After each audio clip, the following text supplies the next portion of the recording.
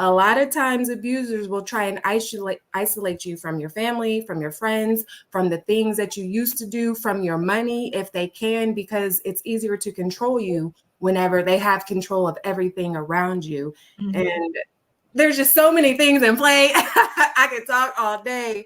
Oh, goodness gracious. Okay. I'd like to add to that, because I think a lot of them also play on the fact that she's not going to leave. She's afraid to leave all of that I've given her. She's afraid to walk away from all of this. And while I was not in a physical abusive relationship, my last relationship, I don't know what happened. We ended up, it was in the middle of COVID. So we looked at each other one day. It's like, I don't like you. I don't like you either. And I decided I wasn't going to stay there to find out how much more he didn't like me. I left a full house of furniture. We just moved into our new apartment together. I had a house, but I was working on shifts, so I didn't need that big old house. So I left a house full of furniture because I noticed some behavior that was not conducive to my spiritual growth and development. And I walked away from a house full of furniture. I took every piece of clothes and all of my personal paperwork that I gathered over a period of time. And when he knew anything at September 1st, I said, I'm leaving. And he was in disbelief. Packed up my car, gave him the keys, and I left. Ladies, gentlemen, whomever, if you are in an abusive situation, please stop being afraid to lose things. You are worth more than items. You're worth more than anything tangible that can be replaced.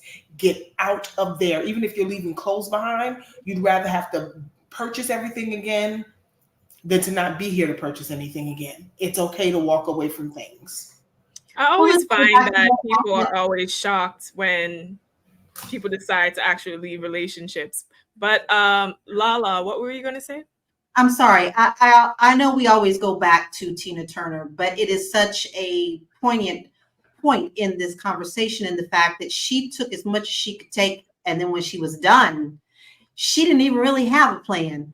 She just knew that that last time was the last time, and she ran at that point with the clothes on her back.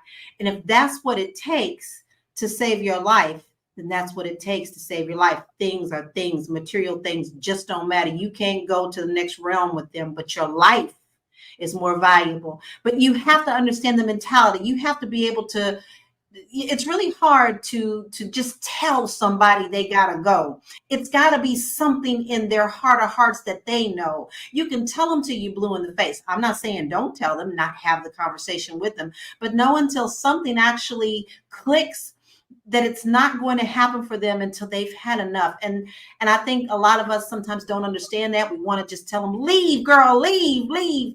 But they have to be here. Something in your head has to click for them to say, you know, this is not okay. Just like you, Dr. Eric.